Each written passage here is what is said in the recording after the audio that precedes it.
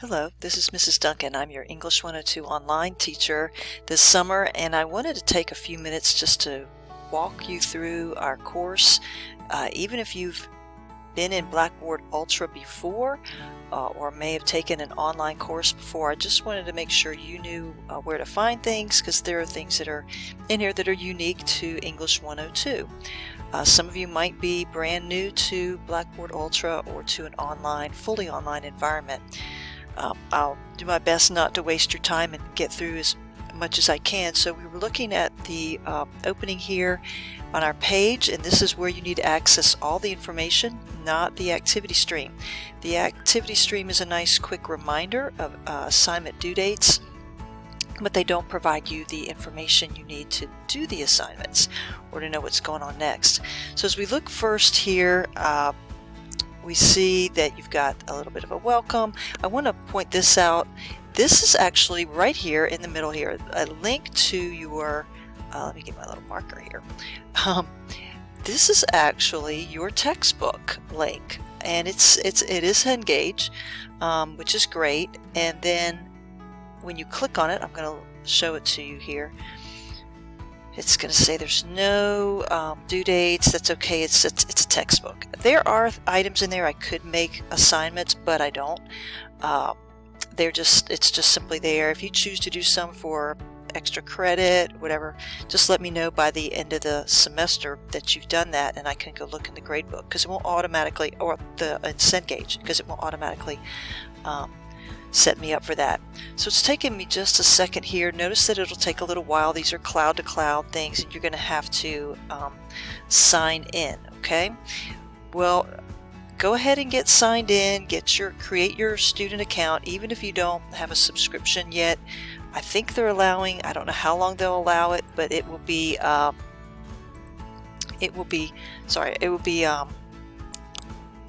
least free for a couple of weeks. Okay.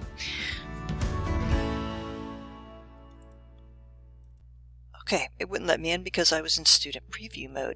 Once you get in, of course you saw we have to sign in or create an account. It should look something similar to this, and you will see the link to the entire ebook here, up here at this part, and there's a little overview. The first story that we have is Snow, which is our diagnostic essay, super short, like just a few paragraphs, but I need to get a sense of how you write and how you perceive ideas within a story.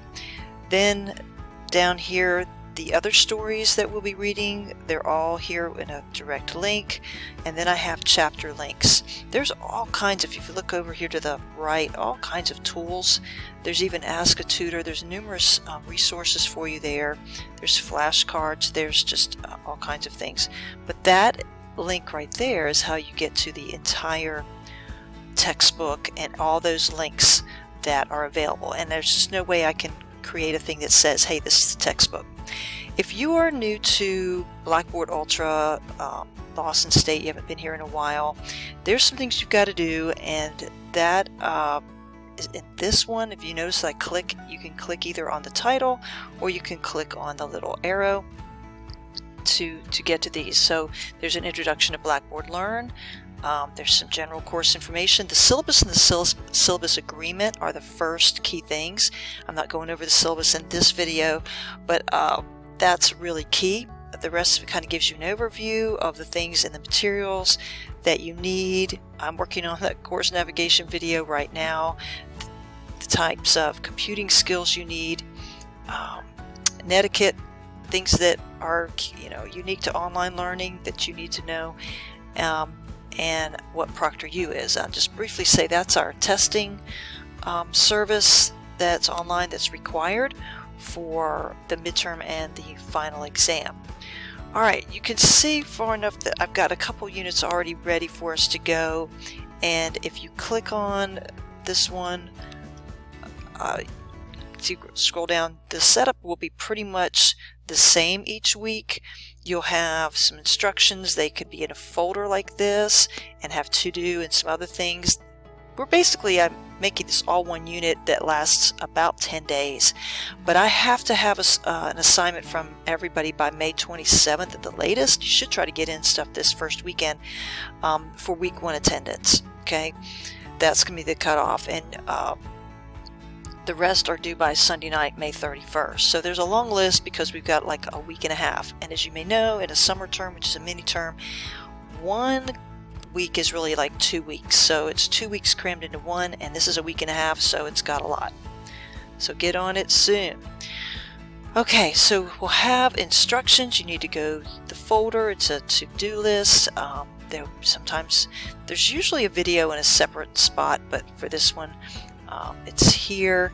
And then you have a to-do list of the things. It's kind of like a checklist to make sure you get those done. The syllabus is a whole nother thing.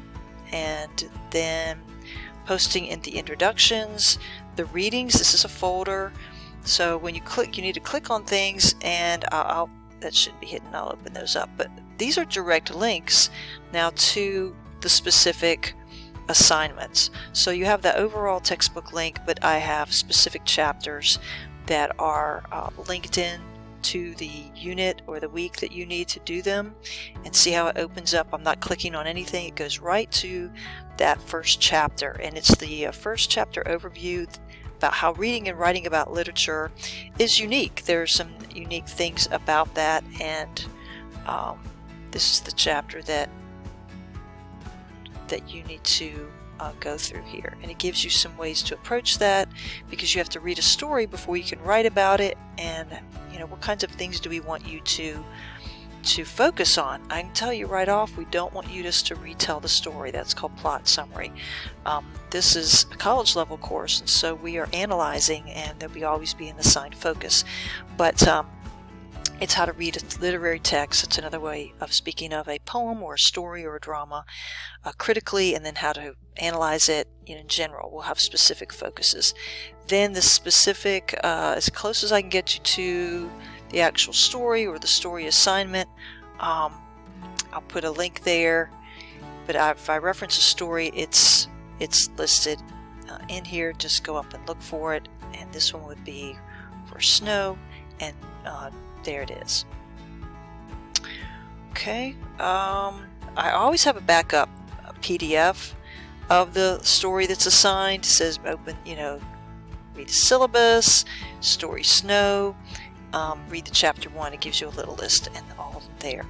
The diagnostic essay assignment, I'm not going to go over that right now. Click on it. It has the instructions, and then there's a syllabus quiz.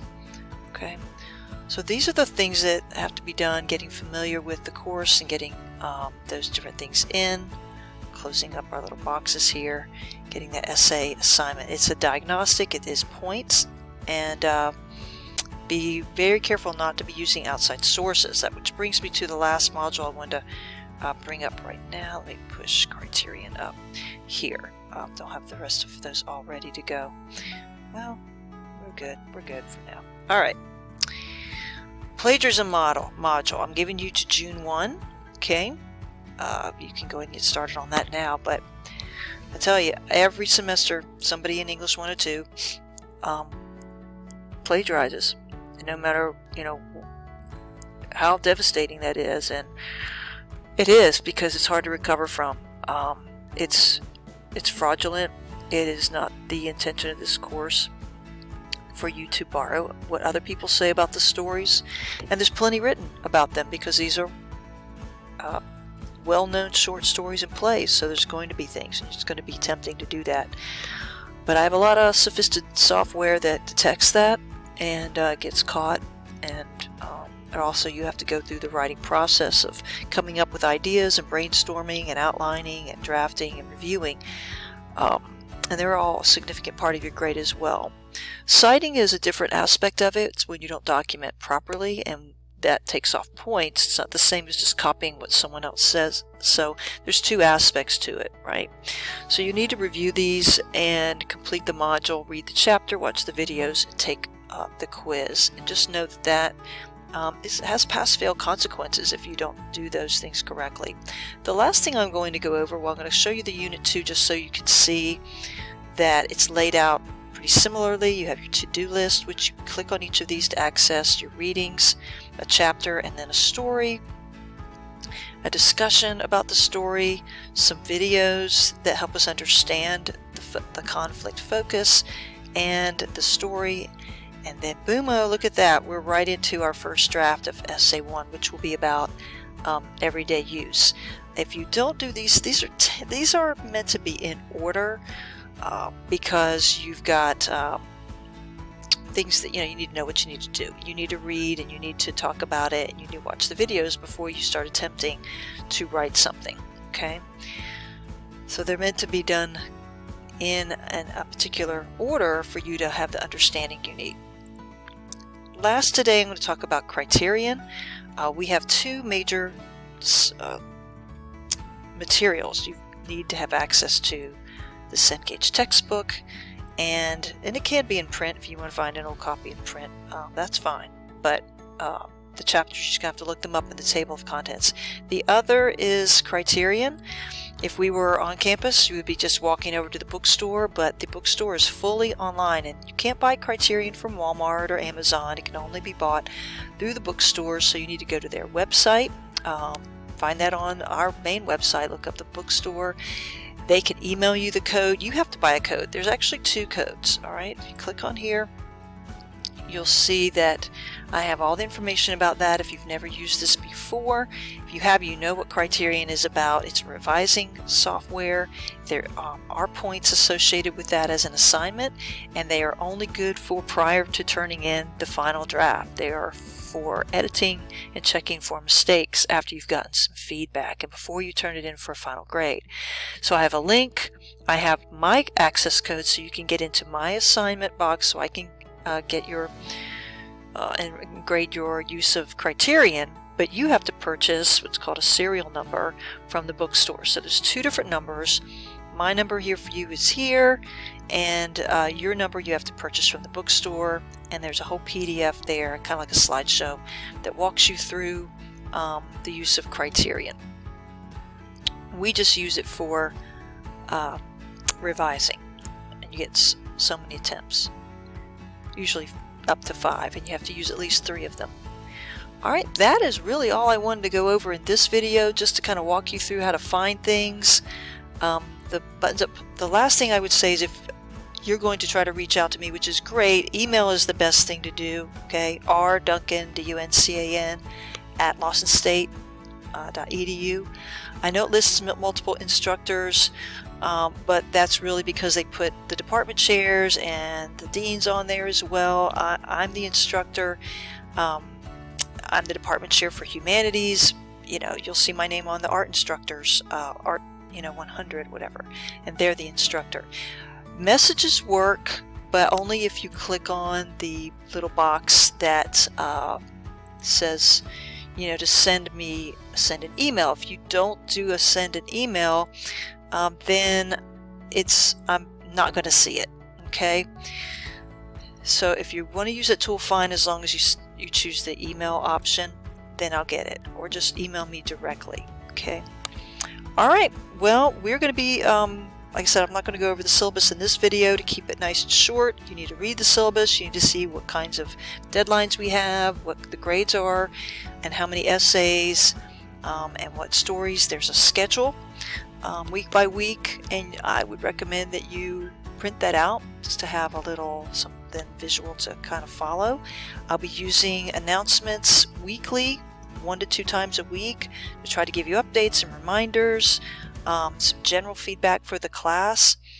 But if you and when you ask me an individual question, I'm usually going to direct you back. If it's something I know that's already in Blackboard somewhere and you just haven't found it, I'm probably just going to copy paste it back to you, because everything you need is there. I have taught this same course for, I think, going on 16 semesters. So it's been gone over every semester. Doesn't mean sometimes there's not a date or something that may might not be a minor error from semester to semester, something not being updated, but it's gone over and all the instructions are there. So look through carefully, click on all of the things in here, before you just assume that it's not there, okay? And then also understand that you will get a quicker reply if you will email me between Monday and Thursday. Those are my office hours. Than if you email me on the weekend, okay? If you wait till the weekend to do assignments, you may not get as much help as you need. It won't be as quick. I recommend you check early in the week to see, make sure you know what's expected of you for that week, and ask your questions early, and even if you don't do the assignment until later in the week. Okay, those are my helps for you today. I hope that you have a great summer and enjoyable experience and like all the stories and all that we do together. I look forward to meeting you in the discussion board soon.